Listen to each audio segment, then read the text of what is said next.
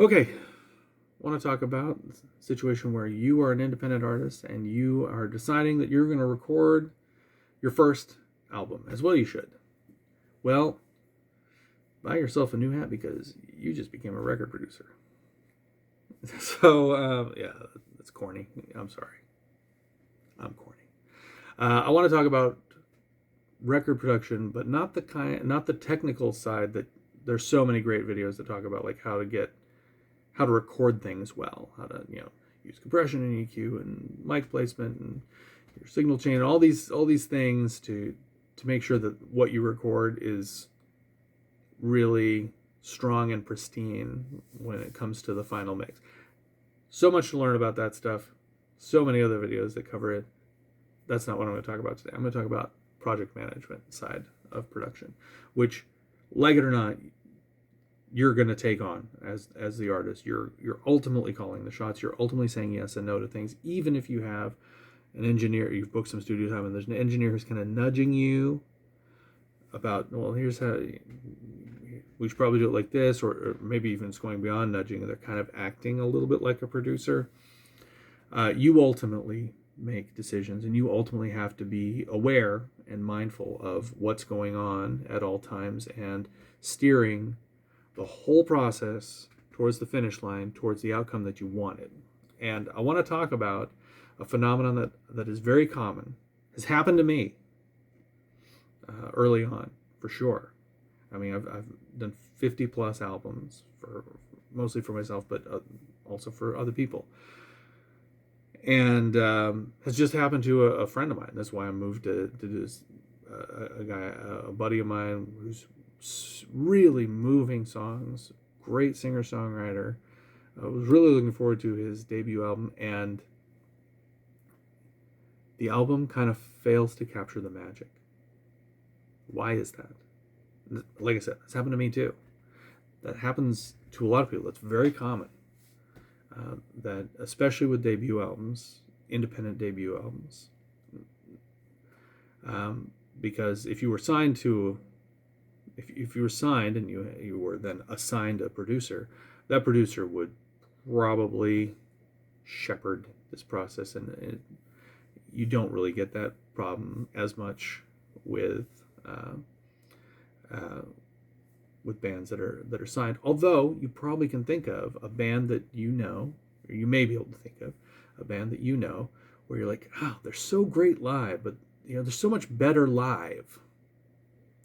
If you would say that, then to some extent they do have this problem, because your album should be at least as good as you are live. Ideally, it's better than you live. It should be like your perfect live performance, and then a little extra sauce on top, right? A little extra bells and whistles, and some room to have some other creative ideas that enhance. Ideally, that's what should happen in the studio. Is that it's a great performance that tops what you deliver live. But for so many of us, so many independent artists who are self-producing, it's the opposite. Our live performance is better than this album that we just went in and did. And the album is kind of like a facsimile of that, and it kind of, like I said, fails to capture the magic. So what is the magic? Why aren't we capturing it? What's going on? And how can you avoid that? How can you, with your brand new hat, your producer's hat, how can you have a better result? I think it comes very simply down to this. It's the very first decision you're going to make, the branch that you're going to make, whether you're recording this at home, as so many people can do so ably now, or you're booking some studio time. Either way, this is the first decision point: is, are we doing this live in studio, or are we doing this as a layered recording? What do those two terms mean? Live in studio, whether you're saying we're going to do 75% live in studio, or it means this: we all gathered around and we performed at the same time, like we do when we're live. Perhaps we were a little more isolated than usual. Perhaps we were in different rooms looking at each other through glass, listening on headphones. And there are very good reasons to do that. But the performance itself was a simultaneous live performance. And so when I said 75%, here's what that might mean. It's like we all performed at the same time, simultaneous, in our own little isolation booths, looking at each other through glass with our headphones on. We all did a performance, a live performance. But the singer, who's also the guitar player, later redid their vocals to get out the bleed from their guitar so that the vocals are isolated, for instance. That would be an example. So that's live in studio. Any form of that where the bulk of the performance was done together in real time, simultaneous performance, that is live in studio. Layered works kind of like this. First thing we did is we laid down a metronome track, a click track. Second thing we did is we did a guide track, like whatever. If it were my band, I would get in there with an acoustic guitar and sing, and I would just do, I would perform the song once through to that metronome so that everyone can, as sort of the conductor track of, here's where we are. And then we would start layering it from the bottom up, like go in and do the drums, for instance. We're going to do the drums and the bass and then the real rhythm guitar track, and then the lead guitar track, and then we'll redo the vocals. Along the way, we have some, and then maybe we'll add a few little extras, some doodads. It'd be nice to have a little keyboard fill here, or whatever. I thought about this. You got a mandolin on the wall? Let me do this thing. Whatever. Those little doodads. But all one at a time to a common reference. That is, with very good reason, the industry standard for how you do this.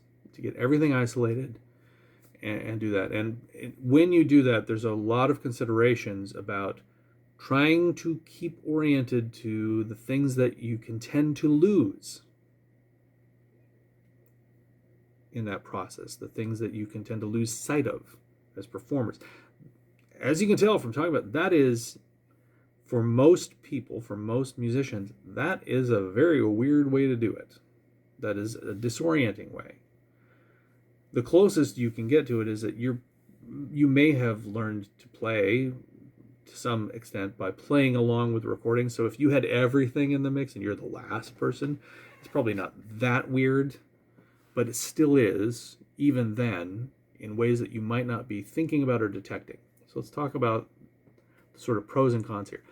I am going to steer you, I'm going to suggest to you, recommend to you, as a debut artist going in, that if you are happy with how you perform things live and how you perform things when you're in your rehearsal space, and if you record yourself like on your phone and listen back critically and think, this is pretty good, this is the magic I want to capture. If you believe there's magic in your live performance, then what I would steer you towards is recording live in studio and embracing it. Will come with some imperfections. Here's the first imperfection that you want to watch for. When you record yourself live and listen to it analytically, one of the things I want you to do is take one song, each song you should do this. Start at the beginning and then skip to the middle and then skip to the end. Do that quickly enough that you can hear, are we still at the same tempo at those mileposts within the song? Or did we slow down a lot, or more likely speed up a lot, noticeably? So that from the beginning to the end, the song sped up.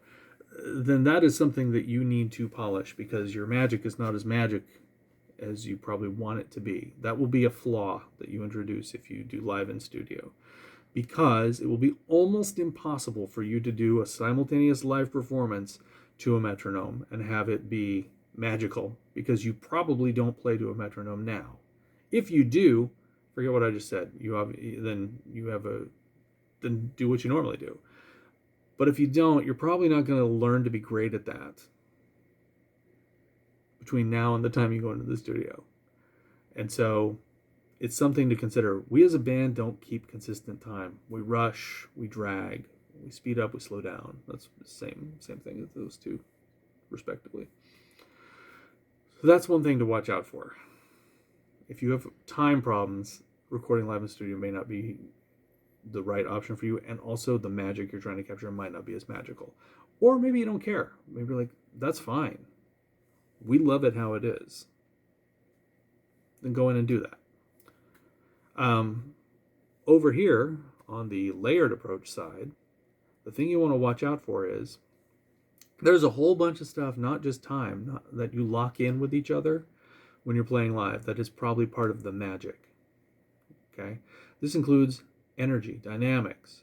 You're probably putting a little, you're breathing with your dynamics, getting a little louder, a little more intense in your energy together in the same moments, feeding off each other, reading each other, reacting to each other. When you do the layered approach, especially if you're early in that chain, you may forget to do that, especially if that guide track doesn't do it or doesn't lead that charge. If that is a person who doesn't normally lead the charge but is propelled by the charge, that is quite often the case with singers. You're going to have that guide track be the singer, almost certainly. Singer and primary rhythm instrument, primary chordal instrument. That almost has to be the guide track for the guide track to make any sense.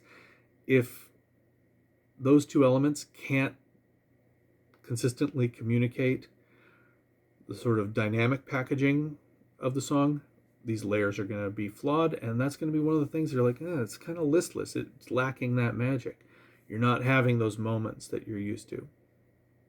That's one common manifestation of the aforementioned problem. I'll give you an example. The most frustrating drum session I ever did. Frustrating for everybody. But I went in, I was, a band I was kind of loosely acquainted with, was looking to do some record. They'd gotten some studio time, just sort of, they had to use it real quick. Like it was, someone else couldn't make a session. They bought their studio time and they're like, hey, we're going to record these songs. Can you come play drums for us? And I had heard them before, and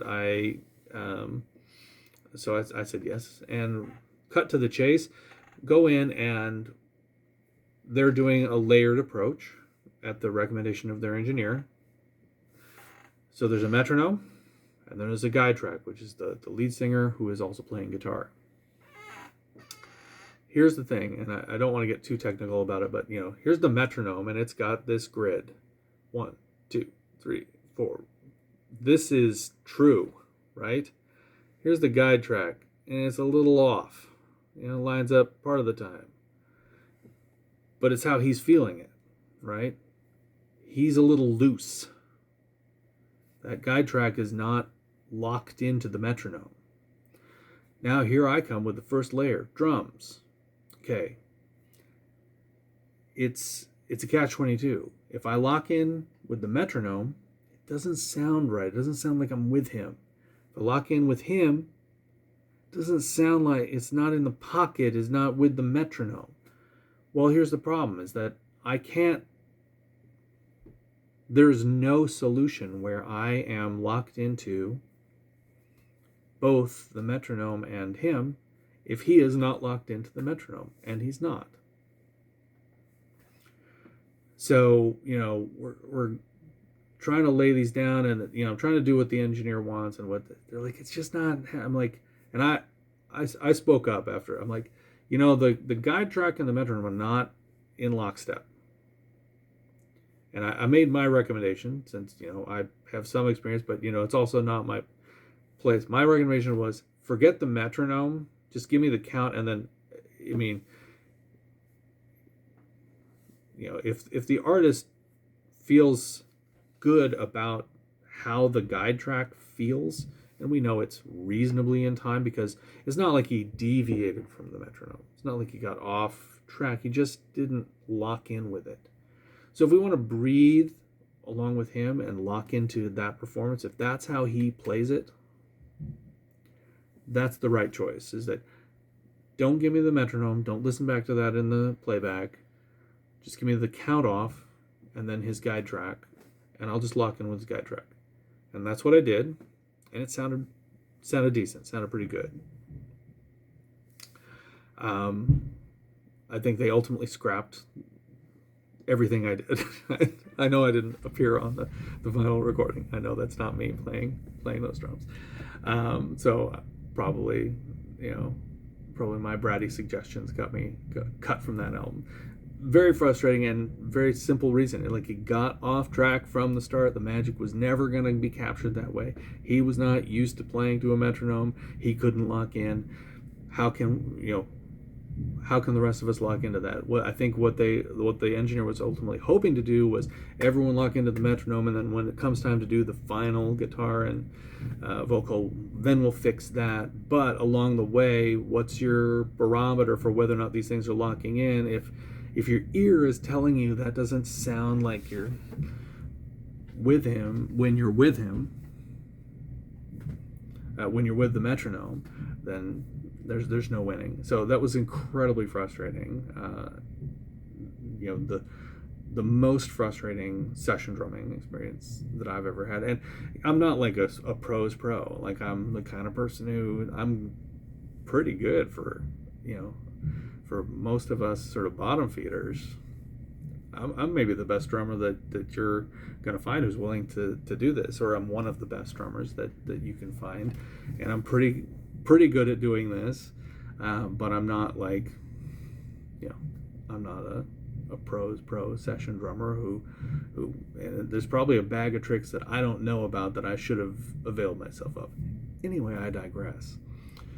So the bottom line here is that I think for most musicians who are doing their debut album, don't fall into the trap of layered recording unless you prepare yourself for it and feel ready and confident about it. And that takes some doing in and of itself. I encourage you to sort of check yourself, check your consistency. But if you find that you actually have like live magic, that you want to capture the magic, if you want to capture the magic, check your consistency, and then try to do a live in studio. Try to do something where there's no click, you just play it like you play it, and that there's steps are taken to kind of isolate as best as possible the elements from each other, but play it like you play it. Capture the magic that way.